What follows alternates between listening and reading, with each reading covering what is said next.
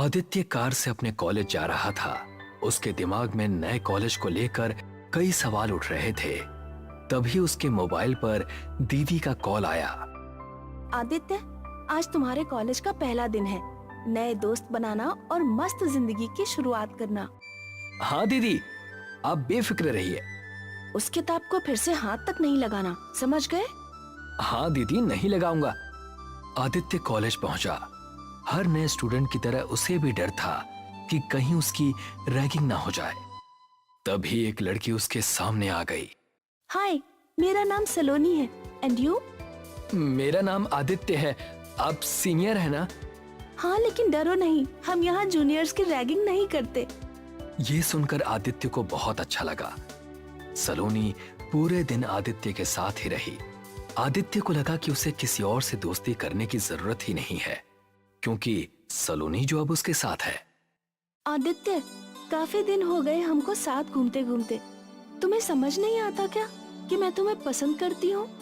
हे, मुझे अब लग रहा है कि तुम मेरी रैगिंग कर रही हो। ठीक है, अगर तुम्हें ऐसा लगता है तो मैं कल कॉलेज में सबके सामने तुम्हें प्रपोज करूंगी और तुम्हें किस भी करूंगी, तब तुमको समझ आएगा। ये सुनकर आदित्य हैरान रह गया। अगले दिन कॉलेज कैंटीन में काफी भीड़ जमा थी। Hello guys, may I have your attention please? मुझे आदित्य से प्यार हो गया है, लेकिन इसको मेरी बात पर भरोसा नहीं है। इसे लगता है कि मैं इसकी रैगिंग कर रही हूँ। तभी सलोनी ने राहुल के टेबल पर रखा फूल उठाकर, आदित्य, मैं तुम्हें बहुत पसंद करती हूँ। I love you. आदित्य ने फूल उसके हाथ से ले लिया। अब मैं आदित्य को किस करने जा रही हूँ। ये सुनते ही आदित्य के चेहरे पर मुस्कान झलक आई। आदित्य ने अपनी आंखें बंद कर ली। तभी सलोनी ने पप्पी उठाया और आदित्य के चेहरे से मिला दिया। सभी लोग उसका मजाक बना रहे थे कि उसने एक पप्पी को किस किया। सलोनी भी राहुल और बाकी स्टूडेंट्स के साथ खड़ी उस पर हंस रही थी। इसे कहते हैं असली रैगिंग। तूने सोच भी कैसे लिया कि मैं तुझसे प्यार करने लगूंगी? ये है मेरा असली लवर, राहुल।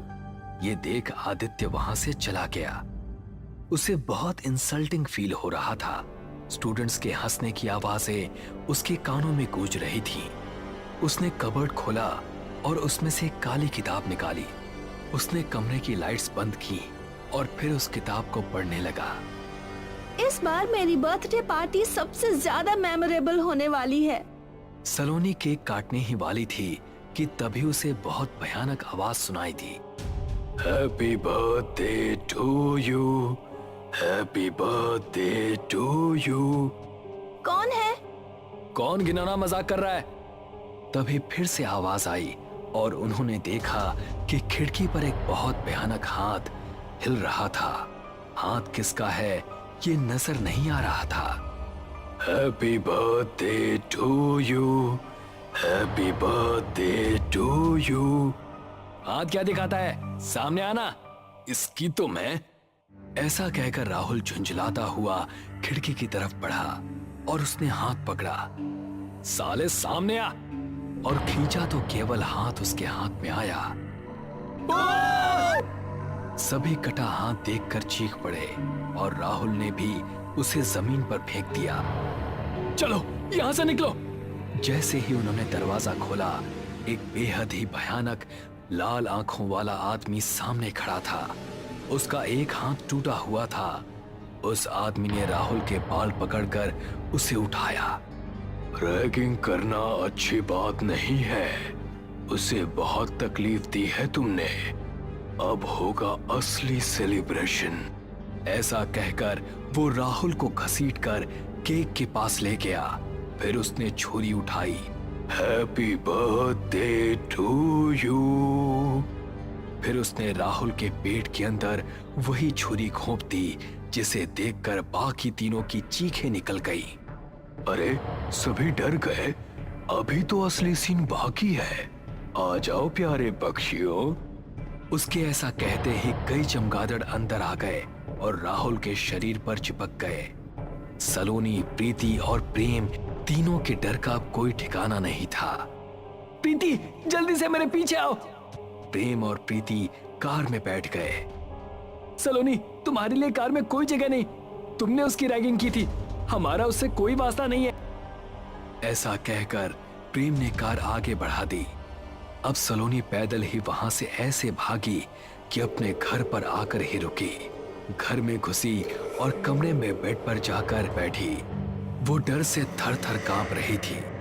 सलोनी, सलोनी, उसे वही भयानक आवाज सुनाई दी।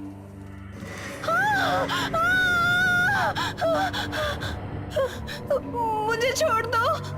घबराओ नहीं सलोनी, मैं आदित्य के हुक्म के बिना कुछ नहीं कर सकता। अगर वो कहेगा तो मैं तुम्हें मार दूंगा। मुझसे गलती हो गई, मुझे आदित्य के साथ ऐसा नहीं करना चाहिए था। अगर अपनी जिंदगी चाहती हो तो मना लो उसे। हो सकता है वो मुझे मेरी दुनिया में वापस भेज दे।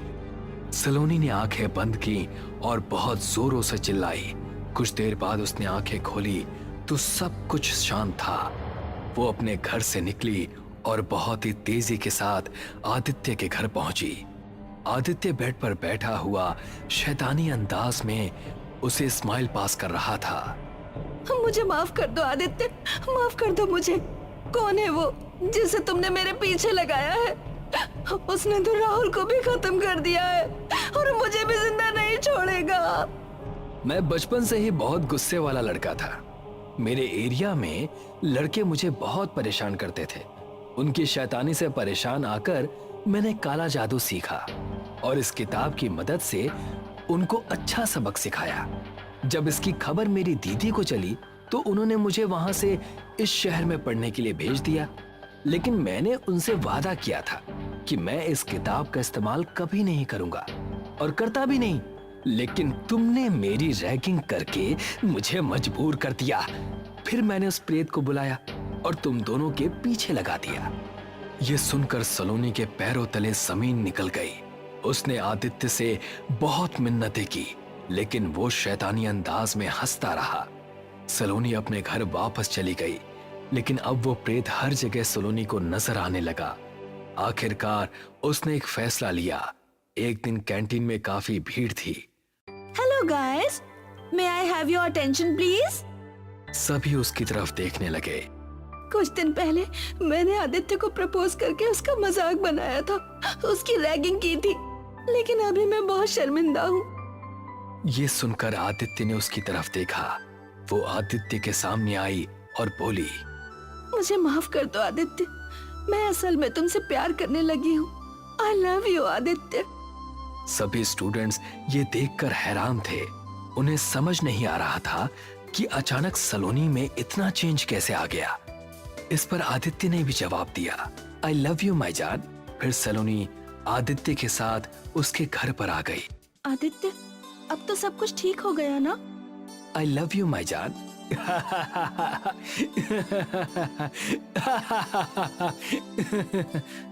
तभी दरवाजा अपने आप बंद हो गया।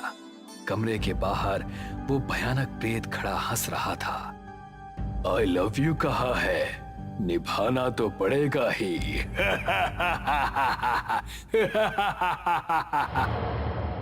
एक कॉलेज में 3 दोस्त पढ़ते थे, आकाश, आयुष और महेश। तीनों ही हॉस्टल में रहते थे। आयुष का हॉस्टल दूर और अलग था। महेश, आयुष को फोन करो और फिल्म देखने चलते हैं। आयुष, कैसे हो? ठीक हूँ यार, आकाश और मैं मूवी का प्लान कर रहे हैं, तू भी आ जा यार। हाँ हाँ बिल्कुल आ जाऊंगा। पिछली बार मैंने फिल्म दिखाया था, इस बार तेरी बारी है। हाँ भाई याद है मुझे। सुन, रात के 9 से 12 का शो देखेंगे। ओके ठीक है। तीनों ने सिनेमा देखने का प्लान बनाया। रात के 9 बजे से 12 बजे तीनों ने जल्दी ही खाना खाया और सिनेमा देखने निकल गए। फिल्म 2 गज जमीन के नीचे भूत वाली हॉरर फिल्म थी। फिल्म देखकर तीनों दोस्त मजे से निकले और हाथ वाला रिक्शा लिया। रिक्शा वाला रिक्शा चलाते हुए जा रहा था। उस पर तीनों दोस्त बैठे हुए थे। आकाश और महेश का हॉस्टल पास में ही है। आयुष दूर के हॉस्टल में रहता है। रिक्शा रोक दो, हम दोनों यहीं उतरेंगे। चल आयुष, संभाल कर जाना। बाय बाय, कल मिलते हैं कॉलेज में। Bye, good night. दोनों दोस्त उतरकर चले गए। आयुष भी रिक्शे से उतरकर कब्रिस्तान के पास सुसु करने लगा। उसके पास में ही उसकी नजर गई। और वो डर गया। वहाँ पर एक दुल्हन का हाथ कटा हुआ था जो कि ढेर सारे जेवर, चूड़ियाँ, सोने के कंगन से भरा हुआ था। आयुष डर कर रिक्शे की तरफ भागा और रिक्शे में बैठ गया। उसके दोनों दोस्त जा चुके थे। रिक्शे वाले को बोला, भैया रिक्शा जरा तेजी से भगाओ, मुझे जल्दी से हॉस्टल पहुंचना है। सर क्या हुआ, आप बहुत घबराए हुए लग रहे हो। नहीं नहीं, ऐसी कोई बात नहीं है, मैं तो बस यूं ही जल्दी जाना चाहता हूँ। रात बहुत हो गई है, सुनसान रोड पर हम दोनों ही अकेले हैं। जिस तरह से आप भागकर आए और चेहरे पर घबराहट है, उसे पता चलता है कुछ जरूर बात है। आप क्यों डरे हो, बताइए, किसी तरह की बात होगी तो मैं आपकी मदद करूंगा। भैया बस इतनी मदद कीजिए कि मुझे जल्दी से हॉस्टल पहुंचा दीजिए। देखिए डरने की कोई बात नहीं है, आप मुझे बता सकते हैं और जब तक हम लोग धीरे धीरे पहुंच ही जाएंगे। रिक्शा धीरे धीरे आगे जा रहा था। आयुष ने रिक्शे वाले को वो हाथ वाली बात बता दी। आयुष आधे रास्ते पहुंचा होगा तभी रिक्शे वाले ने ब्रेक लगा दिया। भैया रिक्शा क्यों रोक दिए, क्या हो गया? कुछ नहीं, 1 मिनट आप नीचे आ जाइए। लेकिन हुआ क्या? बस कुछ नहीं, आप 1 मिनट के लिए उतरिए, सीट के नीचे से कुछ सामान निकालना है। आयुष को कुछ नहीं सूझ रहा था, डर के मारे परेशान था और ऊपर से ये रिक्शा वाला भी कुछ अजीब सी हरकत कर रहा था। आयुष ना चाहते हुए भी रिक्शे के नीचे उतर गया। आयुष ने मोबाइल देखा, रात के 12:30 बज रहे थे। उसने देखा रिक्शे वाले ने सीट हटाया, उसके नीचे से एक बॉक्स निकला और उसे खोलकर आयुष से बोला, भैया जरा इसको देखो। आयुष नजदीक आकर बॉक्स को देखता है और डर जाता है। डर से उसकी चीख निकल जाती है। क्या ये वही हाथ है जो तुमने देखा था? रिक्शे वाले की आवाज गूंज रही है, चुड़ैल की तरह। आयुष ने देखा और वो तेजी से अपने हॉस्टल की तरफ दौड़ा। बहुत तेजी से दौड़ते हुए वो हॉस्टल पहुंचा। हॉस्टल के गेट पर वॉचमैन बैठा है। क्या हुआ, आप इतना परेशान क्यों हो? वॉचमैन पहले गेट खोलो। हाँ मैं गेट खोल दूंगा, लेकिन आप क्यों परेशान हैं? वॉचमैन ने दरवाजा खोल दिया और आयुष अंदर आया। वॉचमैन ने आयुष को एक गिलास पानी दिया। आप मुझे अच्छे से जानते हो, मैं 2 साल से यहाँ पर काम कर रहा हूँ। आप मुझे अपनी परेशानी बता सकते हो। अगर किसी तरह की प्रॉब्लम है तो मैं आपकी हेल्प करूंगा, कृपया बताइए।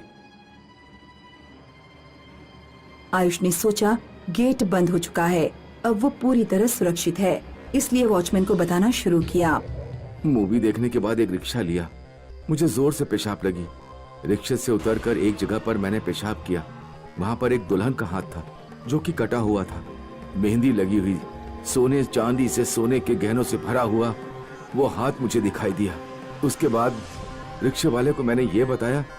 रिक्शे वाले के पास भी सेम वही हाथ दिखाई दिया। इसीलिए मैं भागा भागा जल्दी से हॉस्टल आया, क्योंकि वो लोग भूत हैं। बस इतनी सी बात है। ओके कोई बात नहीं, आप जाइए, आराम कीजिए। आयुष जाने लगता है, तभी वॉचमैन पीछे से बोलता है, जरा 1 मिनट इधर देखिए। आयुष पलट कर देखता है, वॉचमैन के हाथ में वही हाथ है जो कि दुल्हन का कटा हुआ हाथ था। क्या यही हाथ था? आयुष हॉस्टल के अंदर में न जाकर बाहर की तरफ भागा और एक नाली में जाकर गिर गया। आयुष की आंख खुली तो देखा कि वो एक हॉस्पिटल में है। उसके आसपास उसके मम्मी पापा भी हैं। डॉक्टर अंदर आया, उसके साथ एक नर्स भी थी जो कि हाथ में ट्रे लिए हुए है। ट्रे कपड़े से ढका हुआ है। कृपया आप लोग बाहर जाइए। आयुष का चेकअप डॉक्टर ने किया। आप बिल्कुल ठीक हो, बस कमजोरी सी है। लेकिन आपके चेहरे पर इतना पीलापन क्यों है? क्या हुआ है आपके साथ? जब आपको यहाँ लाया गया था तो आप पूरी तरह से कीचड़ में भरे हुए थे। आखिर ऐसी क्या बात हुई थी? मुझे वो हाथ से डर लगता है, दुल्हन का हाथ। आयुष ने डॉक्टर को वो सारी बात बताई जो पिछली रात उसके साथ घटी। डॉक्टर ने नर्स की तरफ इशारा किया। नर्स आ गई, ट्रे के ऊपर से कपड़ा हटाते हुए। क्या ये वही हाथ है? जरा देखिए तो। आयुष ने देखा और वो बेहोश हो गया। अचानक से दोनों डॉक्टर और नर्स गायब हो गए। महीने बाद उसके माँ बाप आयुष को लेकर परेशान हैं। वो पागल सा हो गया है। तभी आयुष का मामा एक साधु को लेकर उसके घर आता है। साधु ने आयुष को देखा। इस पर चुड़ैल का साया है जो इसे जान से मारना चाहती है। साधु की बात सुनकर आयुष के माँ बाप डर जाते हैं। आखिर क्या वजह है और इसका इलाज क्या है? इलाज तो है, इसके लिए हवन करना पड़ेगा, जिससे पता चलेगा कि इसके पीछे कौन है और किस वजह से है। साधु ने हवन किया और चुड़ैल से बात की। आखिर वो आयुष के ऊपर क्यों है? इसने मेरे कब्र के ऊपर पेशाब कर दिया। एक तो मैं शादी के दिन ही मर गई और ऊपर से इसने मुझ पर पेशाब कर दिया। अब मैं इसे मारकर इससे शादी रचा लूंगी और फिर हम दोनों 7वें जन्म तक साथ रहेंगे। ऐसा हरगिज नहीं होगा, मैं ऐसा नहीं होने दूंगा। ये नादान है, इसे माफ कर दो और छोड़ दो, वरना तुम्हारी आत्मा को मैं बोतल में कैद कर लूंगा। मैं माफी वाफी कुछ नहीं जानती, मैं इसे अपने साथ लेकर जाऊंगी। फिर साधु ने उससे बहस करना ठीक नहीं समझा और अपने मंत्र के बल पर उसे अपने कब्जे में ले लिया और बोतल में बंद कर दिया। इसके बाद जिस जगह पर आयुष ने रात में पेशाब किया था, वहाँ साधु के साथ जाकर उसने फूल मालाएं चढ़ाई और अगरबत्ती से पूजा पाठ की। तब से आयुष अब ठीक है। यत्र तत्र सर्वत्र मूत्र विसर्जन ना करें। धन्यवाद।